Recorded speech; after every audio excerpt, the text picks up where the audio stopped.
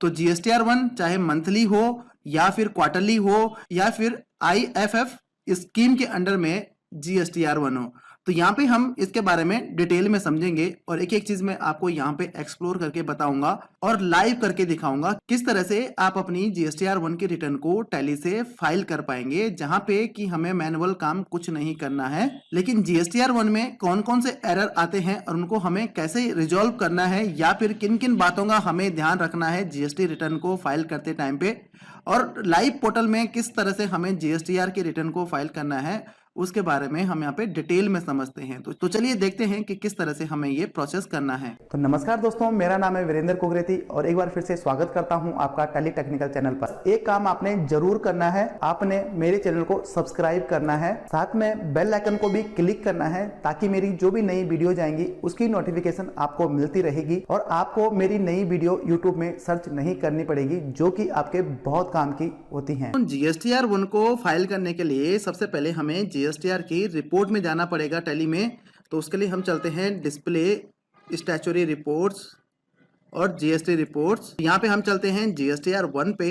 तो इस तरह की आपको GSTR1 देखने को मिलती है, इस तरह का फॉर्मेट GSTR1 का होता है। तो यहाँ पे GSTR1 के दो तरह के फॉर्मेट आपको देखने को मिलते हैं। एक तो जो एज पर दी GST फॉर्म के अकॉर्डिंगली आपको ये देखने को मिलता है, दूसरा जो आपको मिलता है नेचुरल व्यू। अगर आप यहाँ पे क्लिक करेंगे तो ये हमारा जैसे पुराना तरीका था, जैसे कि हमें वैट में हमें देखने को मिलता था व्यू में, आप यहाँ पे अपने रिपोर्ट्स को देख सकते हैं, GSTR1 को देख सकते हैं। ठीक है, तो फर्क आपको यहाँ पे दिख रहा होगा। यहाँ पे लोकल, यहाँ पे आपको टेबल्स नजर नहीं आ रही हैं, और अगर आप रिटर्न व्यू में क्लिक करेंगे तो यहाँ पे आपको टेबल्स नजर आएंगी। तो नेचर व्यू में आपको यहाँ पे थोड़ा सा क्लियरिटी आपको नजर आ जाएगी। तो यहाँ पे हम इसको डिटेल कर देते हैं, ऑल्ट F1 कर देते हैं। तो यहाँ पे हम देखेंगे कि इस तरह से हमें ये रिपोर्ट देखने को मिल रही है। तो इस तरह के दोनों फॉर्मेट आपको GSTR1, GSTR3B और GSTR2 में देखने को मिलते हैं। यहाँ पे बहुत सारे लोगों के लिए इजी हो जाता है ये देखना कि उनकी जो सेल है 5% में कितनी सेल हुई है, 12% में कितनी सेल हुई है, 18% में कितनी सेल हुई है या फिर 28% में कितनी सेल हुई है। तो यहाँ पे टोटल फिगर टैली ऑटोमेटिकली यहाँ पे कैलकुलेट करके आपको दे देता है। तो यहाँ पे बहुत सारे लोगों को ये व्यू अच्छा लगता है क्रॉस चेक करने के लिए। तो यहाँ पे जैसे कि आपको दिखा रहा है कि आपकी जो आउटवर्ड सप्लाई है उसमें लोकल सेल कितनी है, मतलब इंट्रा स्टेट सेल कितनी है, जिसमें कि सेल टैक्सेबल कितनी आ रही है, जिसमें कि आपने टैक्सेबल सेल की है। टैक्सेबल सेल में आपकी जो परसेंटेज है टोटल 18% में आपने कितनी सेल की है, 12% में कितनी सेल की है, तो अलग अलग आपको यहाँ पे देखने को मिलता है। ऐसे ही आपको इंटर स्टेट सेल में भी ऐसे देखने को मिलेगा। तो ये टैली ऑटोमेटिकली यहाँ पे एब्जॉर्ब करता है कि जो आपकी सेल है आपकी इंटर स्टेट है या फिर आपकी इंट्रा स्टेट है। ठीक है, मतलब लोकल है। तो ये टैली आपके एंट्री के अकॉर्डिंगली यहाँ पे कैलकुलेट करके, यहाँ पे एक्यूमुलेट करके आपको ये रिपोर्ट बना के देता है। ठीक है दोस्तों, तो ये आपके एंट्री के बिहाफ पे बनती है। आप कहीं पे भी ये क्लास चूज नहीं करते हैं कि आप 18% की सेल कर रहे हैं कि 12% की सेल करते हैं, जैसे वैट में किया करते थे। तो जीएसटी में टैली में हम ऐसी क्लास यहाँ पे चूज नहीं करते हैं, लेकिन टैली उसको एब्जॉर्ब कर लेता है कि भाई जो आप सेल कर रहे हैं वो 18% की है, 12% की है या फिर आपकी किसी दूसरे परसेंट की है। तो उसकी वैल्यू को एक्यूमुलेट करके आपको यहाँ पे वो सारी चीजें कैलकुलेट करके दे देता है। ठीक है, तो हम चलते हैं वापस रिटर्न व्यू में। तो रिटर्न व्यू में जाने के बाद यहाँ पे हम देखते हैं कि हमारे रिटर्न किस तरह से हमें देखने को मिल रही है। तो यहाँ पे ऊपर से हम चलते हैं तो सबसे पहले यहाँ पे आपका पीरियड आ जाता है कि कौन से पीरियड की आप यहाँ पे GSTR1 रिपोर्ट देख रहे हैं। अगर आपकी मंथली है तो मंथली आप यहाँ पे मंथ का पीरियड सेट कर लीजिए। जब आप F11 में चलते हैं तो F11 में आपसे पूछता है कि आपका जो रिटर्न फॉर्मेट है वो मंथली है या क्वार्टरली है। वहां पे जो भी आप सेट करते हैं, जो भी आप मंथली चूज करते हैं या क्वार्टरली चूज करते हैं, तो उसके अकॉर्डिंगली आपके पास यहाँ पे GSTR1 की रिपोर्ट यहाँ पे देखने को आपको मिलती है। तो वहां पे हमने क्वार्टरली चूज किया हुआ है, तो यहाँ पे हमारे पास जो आ रहा है ये क्वार्टर की रिपोर्ट आ रही है। इस क्वार्टर में हमारी GSTR1 की रिटर्न कितनी है तो वो हमें यहाँ पे देखने को मिल रहा है। तो यहाँ पे ऊपर से स्टार्ट करते हैं। तो सबसे पहले हमारे पास आ रहे हैं कि टोटल नंबर ऑफ वाउचर्स कितने हैं। मतलब इस पीरियड में हमारे नंबर ऑफ वाउचर्स कितने हमने एंटर किए हैं, जिसमें कि 377 टोटल वाउचर यहाँ पे एंटर हुए हैं। उसके बाद इंक्लूड इन रिटर्न, तो रिटर्न में कितने इंक्लूड हुए हैं, तो रिटर्न में 61 वाउचर्स यहाँ पे इंक्लूड हुए हैं, जिसकी की बाइफिकेशन आपको यहाँ पे देखने को मिल रही है, जिसमें कि B2B इनवॉइसेस है और B2C इनवॉइसेस हैं। तो ये टैली ऑटोमेटिकली लेता है। अब वो आपकी सेल्स वो आपकी सेल्स जनरल वाउचर के थ्रू भी हो सकती है या फिर आपके सेल्स वाउचर के थ्रू होगी, तो वो ऑटोमेटिकली यहाँ पे टैली एब्जॉर्ब करेगा कि ये आपका सेल है, आउटवर्ड सप्लाई है, तो आपको यहाँ पे वो वाउचर इंक्लूड करके आपको दे देगा अगर आपकी एंट्री सही तरीके से आपने पास की हुई है। तो उसके बाद चलते हैं अगले कॉलम में। तो अगला जो कॉलम है वो है इंक्लूड इन HSN समरी। तो यहाँ पे HSN समरी में कितने वाउचर्स को इंक्लूड किया है, तो HSN समरी कौन सी होती है वो अभी हम आगे जाके बात करेंगे HSN समरी के बारे में। तो यहाँ पे जितने वाउचर्स हमारे रिटर्न में हैं वो सारे के सारे हमारी HSN समरी में इंक्लूड हो रहे हैं, जो कि एक बहुत अच्छी बात है, जो कि होने चाहिए। अगर ये मैच आपके हो रहे हैं तो इसका मतलब है आपके जो आपके HSN समरी है वो आपकी सही तरीके से आपको शो हो रही है यहाँ पे, क्योंकि जितने वाउचर्स की वैल्यू आपकी रिटर्न्स में फैच हो रही है उतने आपकी HSN समरी में भी फैच हो रही है। ठीक है, तो उसके बाद हम आगे चलते हैं। Incomplete information in HSN summary correction needed, तो यहाँ पे 0 दिखा रहा है। तो अगर आपके इसमें वेरिएंस आता है, जैसे कि टोटल नंबर ऑफ वाउचर्स आपके 61 हैं और उसमें से मान लीजिए यहाँ पे 60 HSN समरी में इंक्लूड हुए हैं, तो एक वाउचर आपका यहाँ पे आ जाएगा कि ये वाउचर आपके HSN समरी के लिए इनकरेक्ट है, तो आप इसको करेक्ट करें। तो यहाँ पे आप एंटर करेंगे, वो वाउचर आपके सामने आ जाएगा। अब उस वाउचर को आप सही करेंगे, तो वाउचर क्या बेसिकली आप उसके SAC कोड को करेक्ट करेंगे। ठीक है, उसके बाद आ जाते हैं, उसके बाद अगला जो ऑप्शन है not relevant in this return. इसका मतलब है कि इतने जो वाउचर हैं 316 जो वाउचर हैं ये इस रिटर्न में इंक्लूड नहीं किए गए हैं। ये क्यों नहीं किए गए हैं, इसमें अगर आप एंटर करेंगे तो आपको दिखाएगा कि ये किस तरह के वाउचर्स हैं। तो ये सेल से रिलेटेड वाउचर नहीं है, आउटवर्ड सप्लाई से रिलेटेड वाउचर नहीं है, तो इसको टैली ने ऑटोमेटिकली यहाँ पे इसको एक्सक्लूड कर दिया। जैसे अदर वाउचर हो गया। अब अदर वाउचर्स में बहुत सारे आ सकते हैं, जैसे आपके पेमेंट रिसीट जर्नल, या फिर आपकी परचेज वाउचर, या सेल्स ऑर्डर, परचेज ऑर्डर, या आपके डेबिट नोट हो गए, तो वो जो है अदर वाउचर्स हैं। ठीक है, तो उनको यहाँ पे इंक्लूड नहीं किया है, टैली ने उसको अलग कर दिया है। उसके बाद नॉन GST ट्रांजेक्शन, तो यहाँ पे भी आपके जो नॉन GST ट्रांजेक्शन वाउचर्स हैं उसको भी यहाँ पे टैली ने इसको अलग कैटेगरी में रख दिया है। अगला जो ऑप्शन यहाँ पे आ रहा है transaction of other GST return. इसका मतलब है जैसे कि परचेज है आपकी, तो परचेज जो है आपकी GSTR 2 को हिट करेगी, तो यहाँ पे 49 जो वाउचर है वो एक्सक्लूड कर दिए हैं, आपके रिटर्न में इंक्लूड नहीं किए हैं, क्योंकि ये 49 वाउचर्स आपके GSTR 1 को हिट कर रहे होंगे।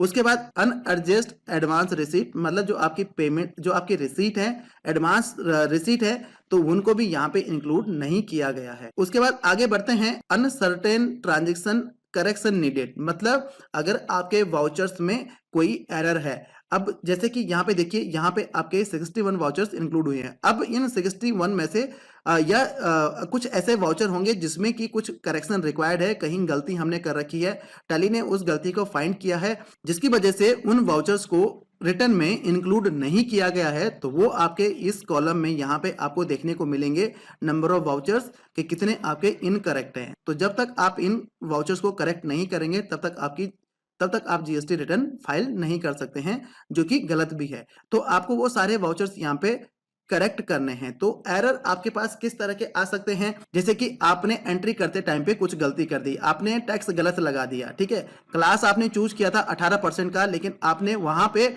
जो टैक्स लगा दिया वो आपने 12% लगा दिया। तो वहां पे टैली आपको यहाँ पे इंडिकेट करेगा कि एज पर दी ट्रांजेक्शन जो आपकी कैलकुलेशन आ रही है वो ये आ रही है, एज पर दी कॉन्फ़िगरेशन आपकी जो वैल्यू है वो ये आ रही है, और एज पर दी ट्रांजेक्शन आपकी वैल्यू ये आ रही है। तो उसमें जो मिसमैच है वो मिसमैच आपको सामने दिखेगा, आपको उसको करेक्ट करना पड़ेगा, उस एंट्री को करेक्ट करना पड़ेगा। या फिर क्लास का प्रॉब्लम है, क्लास आपने प्रॉपर्ली चूज नहीं की है, या क्लास आपने प्रॉपर्ली टैग नहीं की है, तो वो सब एरर आपको इस अनसर्टेन ट्रांजेक्शन कॉलम में आपको देखने को मिलेंगे।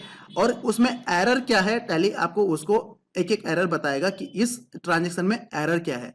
तो ये सबसे बड़ी बात है कि टैली आपको बता रहा है कि इसमें प्रॉब्लम क्या है। ऐसा नहीं है कि पहले जैसे टैली ERP9 में वैट के टाइम पे होता था कि इसमें एरर क्या है, वो आपको मैनुअली देखना पड़ता था कि एंट्री में एरर है क्या। तो यहाँ पे ऐसा नहीं है, यहाँ पे आपको टैली खुद बताएगा कि इसमें एरर क्या है, किस चीज को आपको सही करना है, जो कि आपको हेल्प करेगा आपके रिटर्न बनाने में, आपके रिटर्न को सही करने में। तो उसके बाद आगे बढ़ते हैं, तो यहाँ पे जो ये फॉर्म आपको देखने को मिल रहा है, जिस तरह से आपको फॉर्म का फॉर्मेट यहाँ पे है, जैसे कि जीएसटीआर 1 की रिटर्न होती है, जब आप साइड में ओपन करते हैं तो उसके अकॉर्डिंगली यहाँ पे टेबल वाइज यहाँ पे इसको कैटेगराइज किया गया है कि कौन सी ट्रांजेक्शन कौन से कैटेगरी में आती है, कौन सी कैटेगरी में आनी चाहिए। तो एज पर दी जीएसटी उसको यहाँ पे कैटेगराइज किया गया है और आपकी ट्रांजेक्शन इन कैटेगरी के अंडर में यहाँ पे शो होती हैं।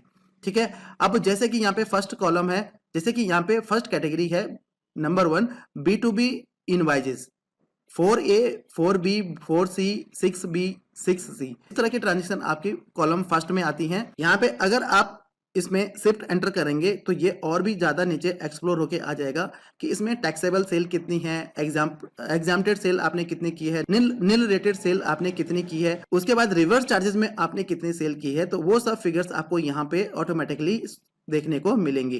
तो ये जो फर्स्ट कॉलम है ये B2B का है, मतलब B2B का मतलब है बिजनेस टू बिजनेस। जो सेल आपने रजिस्टर्ड पर्सन को सेल की है और आपने उसकी डिटेल्स फुलफिल की हैं एंट्री करते टाइम पे उसके लेजर में या एंट्री में, तो वो ट्रांजेक्शन आपकी इस कॉलम में देखने को आपको मिलेंगी। ठीक है, तो ये B2B ट्रांजेक्शन है, मतलब बिजनेस टू बिजनेस ट्रांजेक्शन है।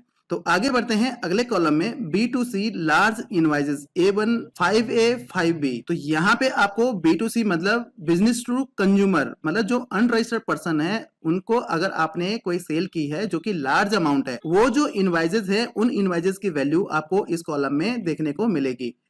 अगले कॉलम में बढ़ते हैं B2C स्मॉल इनवाइसेस 7। तो यहाँ पे जो है जो आपने सेल किया है अनरजिस्टर्ड पर्सन को, मतलब बिजनेस टू कंज्यूमर को, जो अनरजिस्टर्ड पर्सन है तो उसका जो अगर छोटा अमाउंट है जैसे कि 50,000 से नीचे का अमाउंट है तो वो आपका इस कैटेगरी में इस कॉलम में शो करेगा।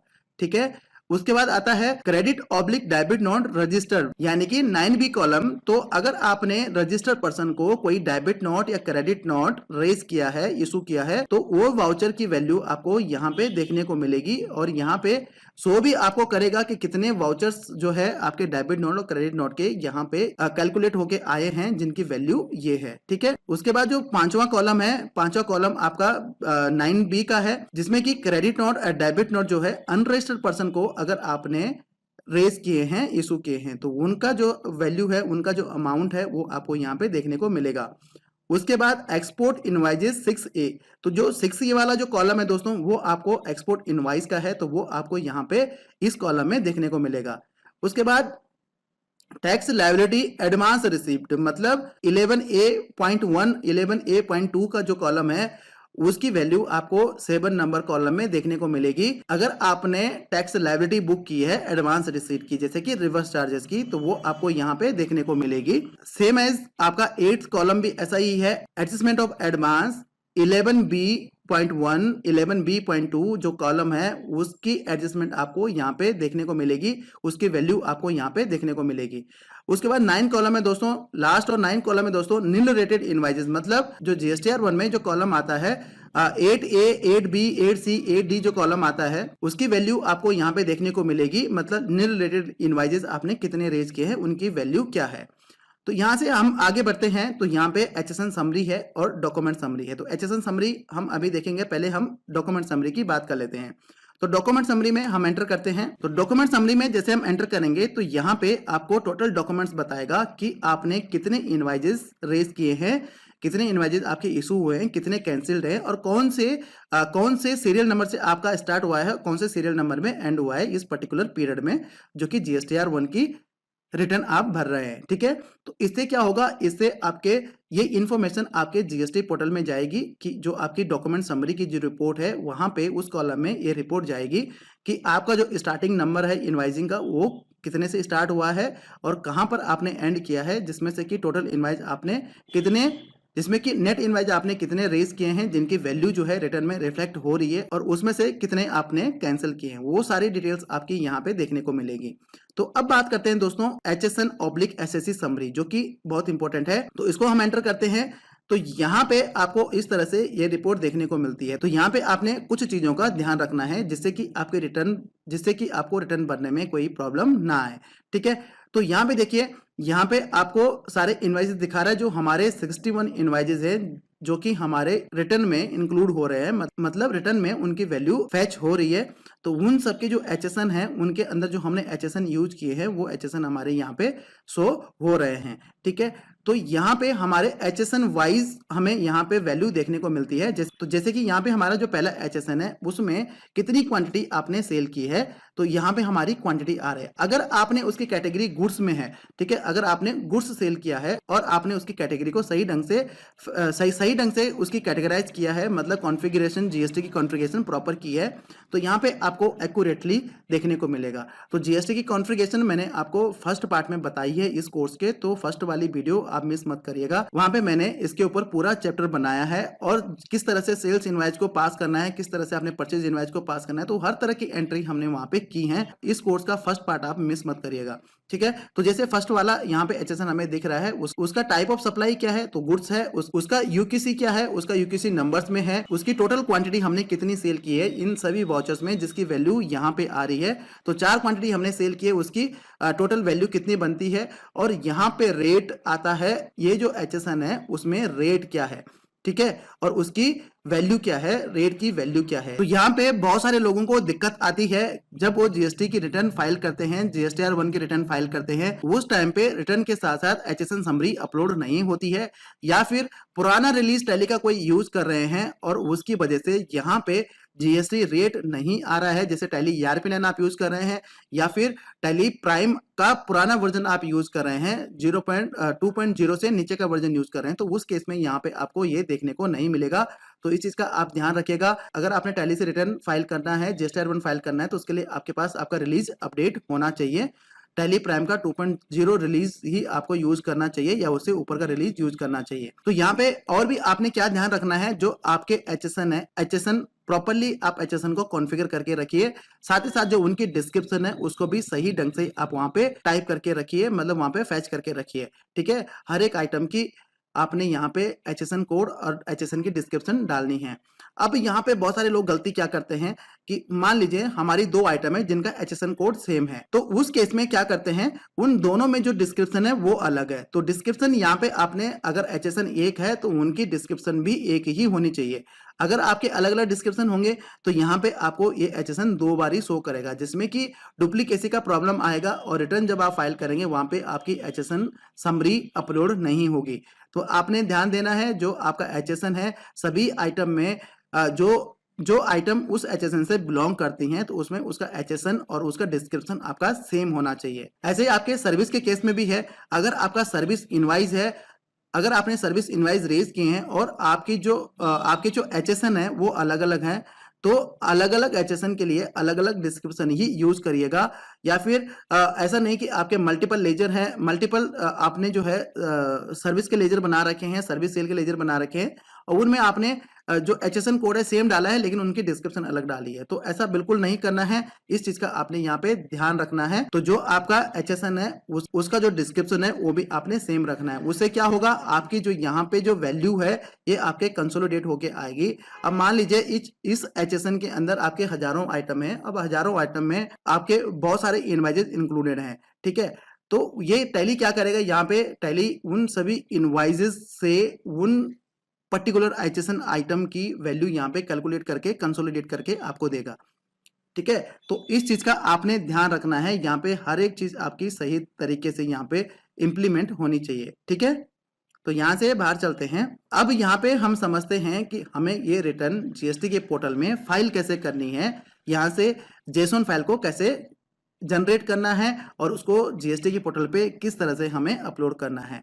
तो इस चीज को आप ध्यान से समझिएगा, ध्यान से देखिएगा, कहीं पे भी कोई पॉइंट आप मिस मत करिएगा। तो यहाँ पे हमें JSON फाइल को जनरेट करना पड़ेगा। JSON फाइल को क्यों जनरेट करना पड़ेगा, क्योंकि जो GST पोर्टल है, GST पोर्टल सिर्फ और सिर्फ JSON फाइल को ही एक्सेप्ट करता है। जो भी फाइल आपकी जनरेट होगी उसको आपने JSON फाइल में जनरेट करना है। तो यहाँ पे 3 तरह की कंडीशन हमारे पास आ सकती हैं, या तो हमारी जो GSTR 1 की रिटर्न है वो मंथली है, या फिर हमारी जो रिटर्न है वो हमारी क्वार्टरली है, लेकिन हमें मंथली IFF स्कीम के अंडर में हमें रिटर्न भी भरनी है। तो वो हम अभी आगे जाके समझेंगे कि IFF क्या होता है। तो यहाँ पे हमें सबसे पहले JSON फाइल को एक्सपोर्ट करना पड़ेगा, मतलब जनरेट करना पड़ेगा। तो उसके लिए आपने क्या करना है, आपने यहाँ पे एक्सपोर्ट पे क्लिक करना है।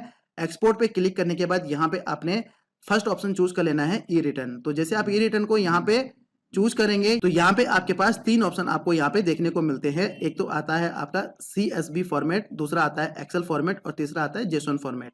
तो यहाँ पे CSV फॉर्मेट और एक्सेल फॉर्मेट हमें यूज नहीं करना है, हमें यूज करना है जेसन फॉर्मेट। जैसे हम जेसन फॉर्मेट को चूज करते हैं तो यहाँ पे हमारे पास expose separate file for each section, तो ये ऑप्शन यहाँ पे क्यों है? तो ये ऑप्शन यहाँ पे इसलिए है क्योंकि अगर आपकी रिटर्न मंथली है तो मंथली में तो हमें यहाँ पे इस ऑप्शन को यस नहीं करना है, क्योंकि मंथली में हमारी सारी डिटेल्स जो है हमने GSTR1 में फाइल करनी है। मतलब सारी डिटेल्स हमारी जाएंगी, चाहे हमारी B2C हैं, B2B हैं या किसी भी तरह की हमारी सेल्स ट्रांजेक्शन है, वो सब हमने फाइल करनी है। तो वो एक ही जेसन में वो सारी डिटेल्स आ जाएंगी। अगर आपकी मंथली है तो पहले मैं आपको मंथली के लिए किस तरह से आपने जेसन फाइल को जनरेट करना है तो वो मैं आपको बताता हूं।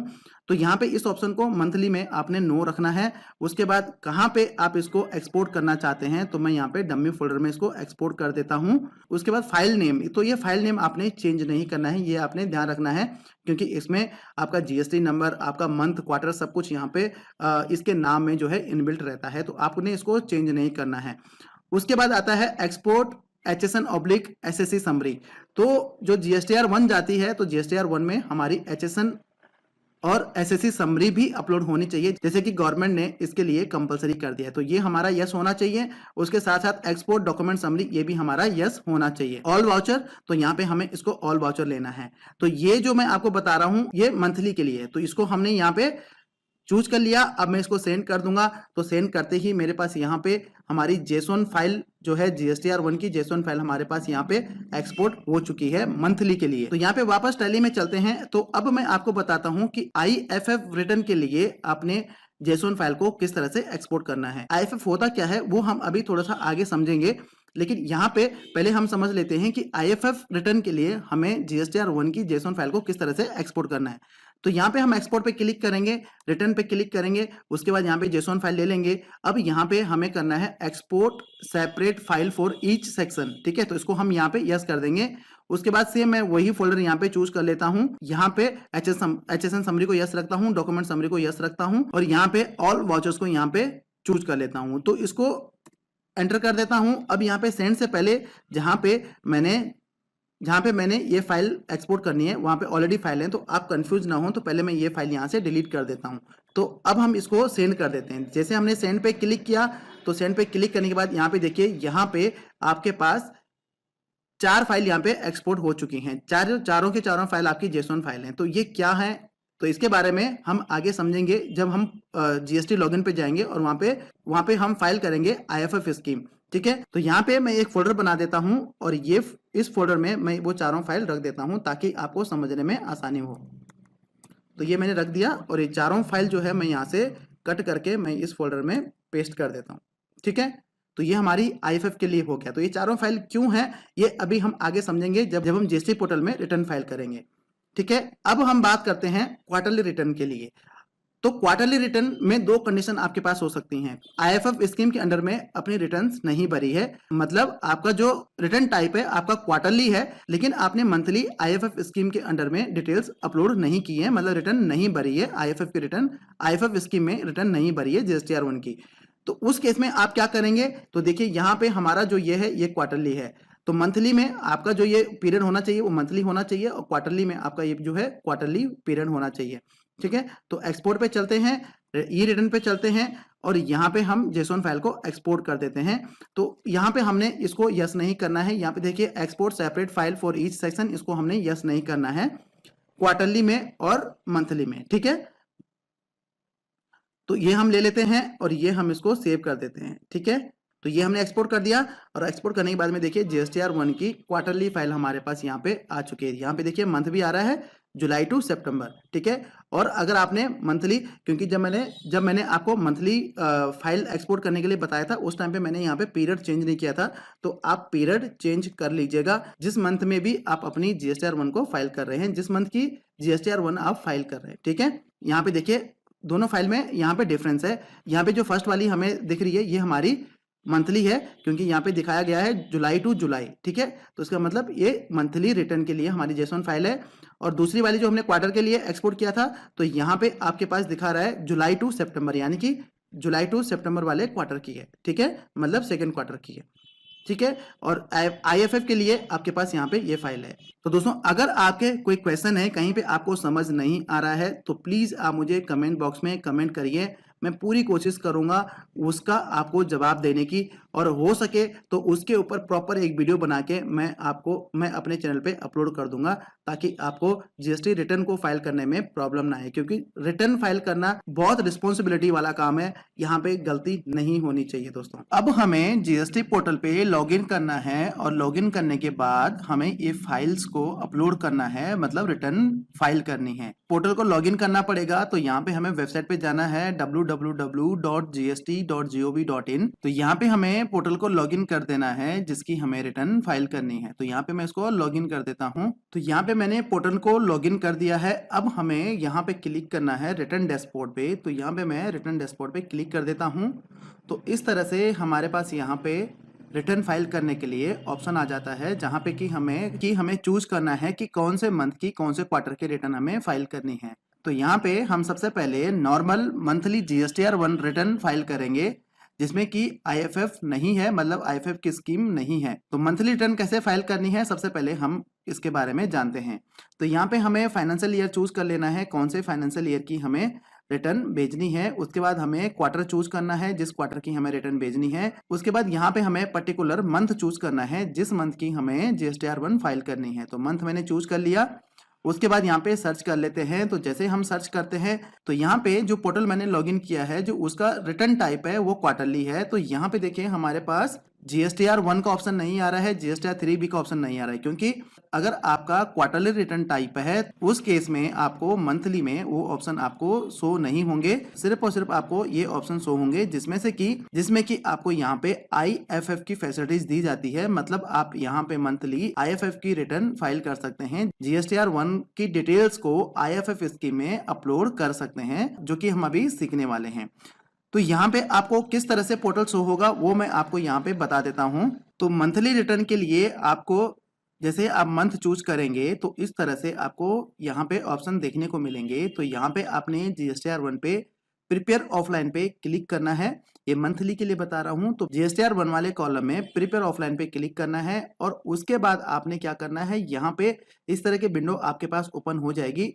बस यहाँ पे आपने ब्राउज पे क्लिक करना है। ब्राउज पे क्लिक करने के बाद में यहाँ पे आपको वो रिटर्न चूज कर देनी है। तो जैसे कि हम अक्टूबर के रिटर्न भरने वाले हैं, तो अक्टूबर के रिटर्न में यहाँ पे देखिए ये हमारा अक्टूबर मंथ का जेसोन फाइल है, मतलब जो हमने टैली से एक्सपोर्ट किया था।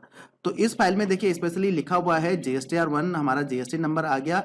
अक्टूबर टू अक्टूबर मतलब अक्टूबर मंथ की है, और 2021, ठीक है। तो इसको आपने यहाँ पे चूज कर देना है। तो जैसे आप इसको चूज करेंगे, चूज करने के बाद में ये डिटेल्स आपकी यहाँ पे अपलोड हो जाएंगी, जिसमें कि यहाँ पे आपको प्रोसीड दिखा देगा। उसके बाद आपने क्या करना है, आपने बैक जाना है, वापस से उसी विंडो में जाना है आपने, और उसके बाद आपने यहाँ पे नॉर्मल यहाँ पे क्लिक करना है। क्लिक करने के बाद में इस तरह का विंडो आपके पास ओपन हो जाएगा। तो आपको इस तरह से विंडो आपको देखने को मिलेगा। तो इस विंडो में आपकी सारी डिटेल्स यहाँ पे अपलोड हो चुकी होंगी। तो यहाँ पे आपने सारी चीजें चेक करनी है, एक बार क्रॉस चेक करना है कि ये आपकी जो रिटर्न्स यहाँ पे जो फिगर्स आ रही हैं सारे इनवाइजेस आपके अपलोड हुए हैं या नहीं हुए हैं। वैसे तो 99% अपलोड हुए होंगे, लेकिन अगर कई बारी क्या होता है कि जो आपकी जो जेसोन फाइल है वो अपलोड हो जाती है, लेकिन कुछ एरर के साथ में होती है, तो वहां पे कुछ डिटेल्स अपलोड नहीं हो पाती हैं। तो यहाँ पे आपने ये सारी चीजें चेक करनी है। साथ ही साथ आपने यहाँ पे चेक करना है जो आपकी एचएसएन समरी है, एचएसएन समरी आपकी यहाँ पे शो हो रही है या नहीं हो रही है, वो आपके रिटर्न के साथ मैच कर रही है कि नहीं कर रही है, जो कि आज की डेट में कंपलसरी हो चुका है, ठीक है। तो उसके बाद आपने क्या करना है, यहाँ पे फाइल रिटर्न पे क्लिक करना है। जैसे आप फाइल रिटर्न पे क्लिक करेंगे, यहाँ पे आपके पास दो ऑप्शन आ जाएंगे इस फाइल को वैलिडेट करने के लिए, मतलब रिटर्न को वैलिडेट करने के लिए। या तो आप डीएससी के थ्रू वैलिडेट कर सकते हैं। तो अगर आप डीएससी के थ्रू वैलिडेट नहीं करते हैं, आपके पास डीएससी नहीं है, यहाँ पे आप ईवीसी के थ्रू मतलब इलेक्ट्रॉनिक वेरिफिकेशन के थ्रू यहाँ पे कर सकते हैं। जिसमें क्या होगा, ईवीसी पे आप क्लिक करेंगे और जैसे यहाँ पे क्लिक करेंगे आपके मोबाइल नंबर पे और आपका ईमेल आईडी पे आपको एक ओटीपी मिलेगा। बस वो ओटीपी आपने यहाँ पे वेरीफाई करना है, आपका रिटर्न जो है सक्सेसफुली फाइल हो जाएगा, आपके पास मेल भी आ जाएगा और आपके पास मैसेज भी आ जाएगा। तो अब हम समझते हैं आईएफएफ स्कीम के अंडर में हमें मंथली रिटर्न कैसे फाइल करनी है, मतलब जीएसटीआर 1 को आईएफएफ स्कीम में कैसे हमें डिटेल्स अपलोड करनी है। तो यहाँ पे हम आईएफएफ स्कीम समझ लेते हैं कि आईएफएफ स्कीम है क्या, ये रिटर्न हमें क्यों फाइल करनी पड़ती है। तो दोस्तों आईएफएफ रिटर्न एक तरह की रिटर्न ही है। अगर आपका जीएसटीआर 1 जो रिटर्न टाइप है वो आपका मंथली है तो मंथली के केस में आपको आईएफएफ की जरूरत नहीं पड़ती है। लेकिन अगर आपका रिटर्न टाइप क्वार्टरली है तो क्वार्टरली के केस में आपके पास ऑप्शनल है कि आपको आईएफएफ रिटर्न मंथली आप फाइल कर सकते हैं। तो आईएफएफ रिटर्न में क्या होता है दोस्तों, आईएफएफ रिटर्न में आप अपनी सेल्स के जो आपकी आउटवर्ड सप्लाई है उसका आपको B2B इनवाइजेस आपको अपने पोर्टल पे अपलोड करने पड़ते हैं, जिससे कि जिसको आपने सेल किया है, मतलब जिसने आपसे बाई किया है, आपसे खरीदा है, अगर उसकी रिटर्न जो है मंथली जाती है तो उस केस में उसके पोर्टल में परचेज शो कर लेगा, जिससे कि आपका बायर उस परचेज का इनपुट क्रेडिट ले सके। वैसे परचेज का इनपुट लेने के लिए और भी कुछ पैरामीटर्स हैं, उनको भी ध्यान रखना पड़ता है। लेकिन यहाँ पे अगर आपने आईएफएफ रिटर्न फाइल कर दी है मंथली तो आपके बायर को आपके बिल्स शो होने स्टार्ट हो जाएंगे। तो वो हमें कैसे फाइल करनी है, तो उसके लिए हम यहाँ पे चूज कर लेते हैं, फाइनेंशियल ईयर चूज कर लेते हैं, क्वार्टर चूज कर लेते हैं और यहाँ पे मंथ चूज कर लेते हैं कि कौन से मंथ की हमें आईएफएफ रिटर्न फाइल करनी है। तो जैसे कि हमने यहाँ पे नवंबर ले लिया, तो अब हम इसको सर्च करते हैं। सर्च करने के बाद में यहाँ पे देखिए, यहाँ पे आपके पास दो ऑप्शन आपको देखने को मिलते हैं। तो यहाँ पे देखिए लिखा हुआ भी है detail of outward supplies of goods और सर्विसेज, मतलब जो आपकी सर्विस है, जो आपने सर्विस के बिल रेज किए हैं और आपके गुड्स के बिल आपने रेज किए हैं, तो उनको आप यहाँ पे इनवाइस फर्निशिंग फैसिलिटी मतलब आईएफएफ स्कीम में आप इसको डिटेल्स को अपलोड कर सकते हैं। तो ये ऑप्शनल है, आप जब पोर्टल को लॉगिन करेंगे यहाँ ऑप्शन में जाएंगे तो यहाँ पे आपको दिखेगा कि ये आपका जो है ऑप्शनल है। ठीक है, तो यहाँ पे हमें क्या करना है, यहाँ पे हमें प्रिपेयर ऑफलाइन पे क्लिक करना है और प्रिपेयर ऑफलाइन पे क्लिक करने के बाद यहाँ पे हमें फाइल ब्राउज करनी है। तो यहाँ पे आपको ध्यान क्या देना है, ठीक है। तो अब हम उस फोल्डर में चले जाते हैं जहाँ पे कि हमने मंथली आईएफएफ रिटर्न के लिए जेसॉन फाइल को एक्सपोर्ट किया था। तो यहाँ पे देखिए, यहाँ पे मंथली आईएफएफ में हमने कुछ जेसॉन फाइल को अपलोड किया था, मतलब जीएसटीआर 1 को एक्सपोर्ट किया था। तो यहाँ पे हमारे पास 4 फाइल यहाँ पे एक्सपोर्ट होके आई हैं। सबसे पहला B2B और उसके बाद B2C, उसके बाद डॉक्यूमेंट्स और उसके बाद HSN समरी। तो यहाँ पे हमें क्या करना है, सिर्फ और सिर्फ B2B वाली फाइल को अटैच करना है। तो B2B वाली फाइल का मतलब क्या हो गया, जो भी आपकी B2B की सेल थी जीएसटीआर 1 में, जो भी आपकी B2B की सेल थी वही यहाँ पे अपलोड होगी, बाकी कुछ भी अपलोड नहीं होगा। वो हमें क्वार्टर एंड में जब हम क्वार्टर के रिटर्न फाइल करेंगे, जीएसटीआर 1 फाइल करेंगे, तो बाकी की चीजें हमें उस क्वार्टर में फाइल करनी पड़ेंगी। यहाँ पे सिर्फ और सिर्फ आईएफएफ स्कीम में हमें B2B इनवाइजेस को ही अपलोड करना है। ठीक है, तो आपने इसको चूज कर लेना है। तो आपने यहाँ पे इस फाइल को चूज कर लेना है, उस मंथ की B2B इनवाइजेस जेसॉन फाइल को। ठीक है, उसके बाद आपने यहाँ पे जैसे आप अपलोड करेंगे, यहाँ पे प्रोसेस आपको दिखा देगा। उसके बाद हम वापस चलते हैं उसी स्क्रीन पे। तो यहाँ पे उसके बाद आपने क्या करना है, यहाँ पे क्लिक करना है। क्लिक करने के बाद जब आप यहाँ पे देखेंगे कि जो आपके B2B इनवाइजेस हैं, ये उनकी वैल्यू आपको यहाँ पे देखने को मिल जाएगी। तो उसके बाद इसको प्रॉपर फाइल करने के लिए आपको क्या करना है, क्योंकि ऐसा नहीं है कि आपने फाइल अपलोड कर दी और आपकी रिटर्न चलेगी, उसके बाद आपको उसको वैलिडेट भी करना पड़ता है DSC के थ्रू या OTP के थ्रू। ठीक है, तो यहाँ पे आपने इसको टिक करना है, एक्नॉलेजमेंट को टिक करना है कि आप इसको एक्नॉलेज कर रहे हैं। और जैसे आप इसको टिक करेंगे तो यहाँ पे आपको फाइल रिटर्न पे क्लिक करना है और फाइल रिटर्न पे जैसे आप क्लिक करेंगे आपके पास दो ऑप्शन आ जाएंगे, आपने DSC के थ्रू वैलिडेट करना है या OTP के थ्रू वैलिडेट करना है। तो अगर आपके पास DSC है तो DSC के थ्रू वैलिडेट कर लीजिए, या फिर आप दूसरा ऑप्शन चूज कर सकते हैं जिसमें कि आपके मोबाइल में OTP आएगा, आपके मेल पे OTP आएगा, वो आपको यहाँ पे वेरीफाई करना है। जैसे आप वेरीफाई करेंगे तो ये रिटर्न आपकी चली जाएगी। तो दोस्तों अब बात करते हैं तीसरी कैटेगरी की। अगर हमारे रिटर्न क्वार्टरली है तो उस केस में हम क्या कैसे फाइल करेंगे। तो क्वार्टर के केस में दोस्तों हमें क्या करना है, हमें यहाँ पे नॉर्मल जैसे हमारी GSTR 1 जाती है वैसे ही हमारी क्वार्टरली जाएगी। लेकिन यहाँ पे थोड़ा सा डिफरेंस है। अगर आपकी आईएफएफ स्कीम के अंडर में नहीं है, आपने आईएफएफ की डिटेल फाइल नहीं की है, मतलब आईएफएफ में B2B के इनवाइसेस को अपलोड नहीं किया है मंथली में, तो आपको यहाँ पे सिंपल रिटर्न फाइल करनी है। जैसे कि हम यहाँ पे ले लेते हैं, तो उस केस में आपने क्या करना है, जैसे कि हमने यहाँ पे एक्सपोर्ट किया था, जैसे कि यहाँ पे हमने ये देखिए ये हमारी क्वार्टरली रिटर्न है, तो क्वार्टरली रिटर्न में आपने आईएफएफ स्कीम को यस नहीं करना है वहां पे, मतलब सेपरेट फाइल को यस नहीं करना है। तो आपकी इस तरह से आपकी फाइल, आपकी जेसोन फाइल यहाँ पे जनरेट होगी। तो अब हमें क्वार्टर में क्या करना है, क्वार्टर में हमें यहाँ पे क्वार्टर चूज कर लेना है, यहाँ पे हमें क्वार्टर चूज कर लेना है, और क्वार्टर चूज करने के बाद में इस तरह का ऑप्शन हमारे पास यहाँ पे आ जाता है। तो यहाँ पे देखिए हमने ये रिटर्न फाइल की हुई है, तो यहाँ पे फाइल्ड दिखा रहा है।